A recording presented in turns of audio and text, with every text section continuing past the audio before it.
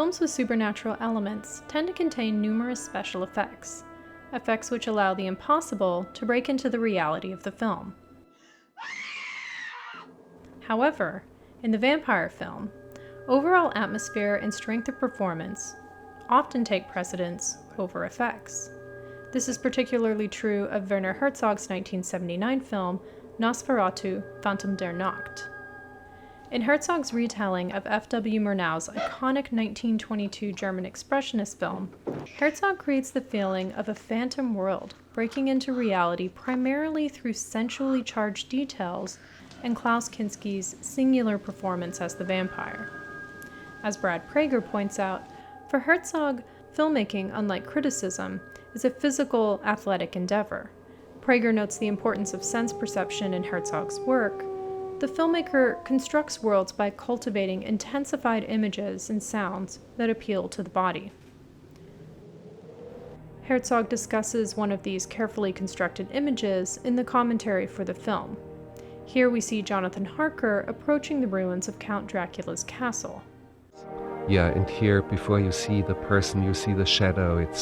That is very, very important. That you cross over into a different existence, where the shadows are more important than the figures. This feeling of Jonathan Harker, and the audience with him, crossing over into a phantom world emerges not from an effects-saturated representation of the supernatural, but rather from deliberate blocking, camera framing, and mise-en-scène. This small detail of the shadow may not consciously register for many viewers, but as film theorist Vivian Sobchak has repeatedly asserted, we still understand the film through our embodied experience of the images and sounds emanating from the screen. In talking about a Jane Campion film, Sobchak writes, "The film not only filled me up, and often suffocated me with feelings that resonated in and constricted my chest and stomach, but it also sensitized the very surfaces of my skin, as well as its own, to touch." This response is not intellectual, not academic as Herzog might say, but represents a unique way that films can move us beyond the limitations of language. In Herzog's films, landscape and space serve as dominant forces unto themselves. Sometimes in a movie, the landscape and the transition is more important than the story right now, in the speed of a story. And Herzog makes strategic use of space to communicate what kind of world we are in.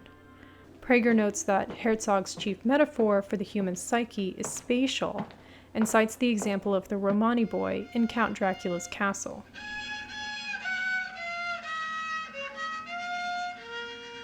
The camera tilts up.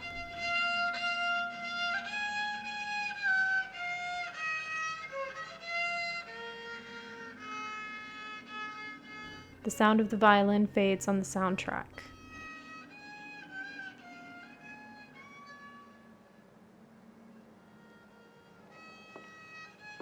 And then, when Jonathan returns to this spot, we find no boy, but the sound of the violin has returned in volume. Does the boy exist? Given that the Romani people we met earlier in the film refused to even embark on the path toward the castle, the consensus has been no, that the boy is a phantom haunting the ruins, or a figment of Jonathan's imagination. This castle is so strange, at times I wonder if it isn't part of that dream. Everything about it looks so unreal. Later we see the boy again, playing over Jonathan's body after he falls in an attempt to escape the castle. That Jonathan can see the boy now indicates he has crossed a threshold into the phantom world that will soon consume him.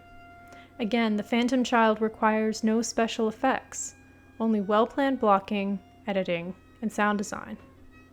One of my favorite images in Nosferatu, the one that has always lingered in my mind when I think about the film, is the rats that Count Dracula brings with him from Transylvania. The proliferation of these albino rats, representing the vampiric plague, evokes for me a haunted world and a world of futility.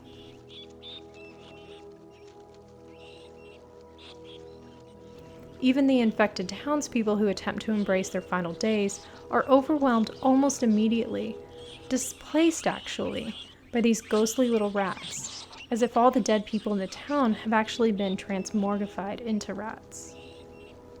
Herzog tells us that they dyed the rats' white hair to a soft gray to get exactly the right color, giving them a feeling of unrealness, like they are phantoms themselves.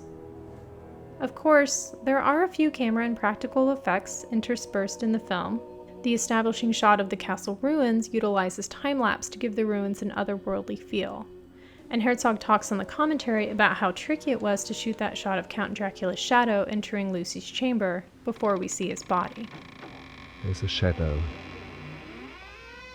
which was created by someone else.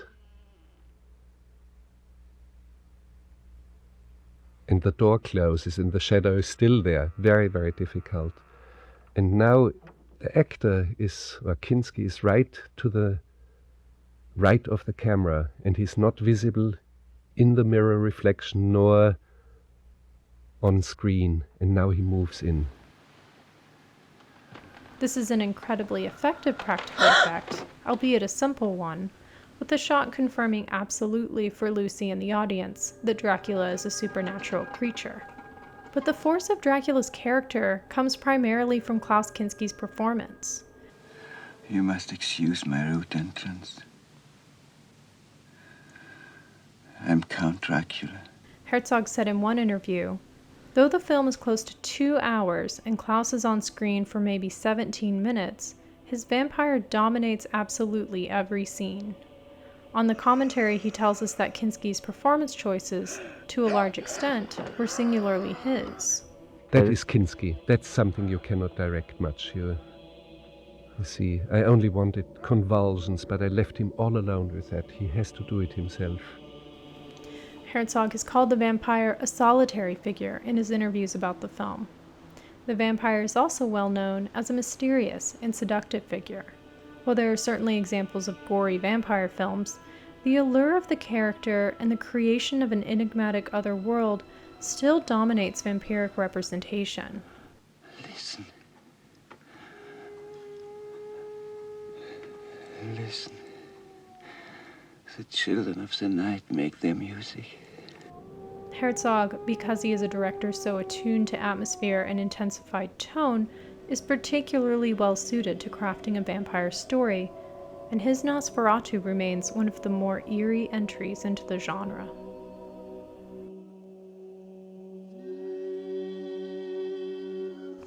I'm Laura Ivins. Thank you for watching.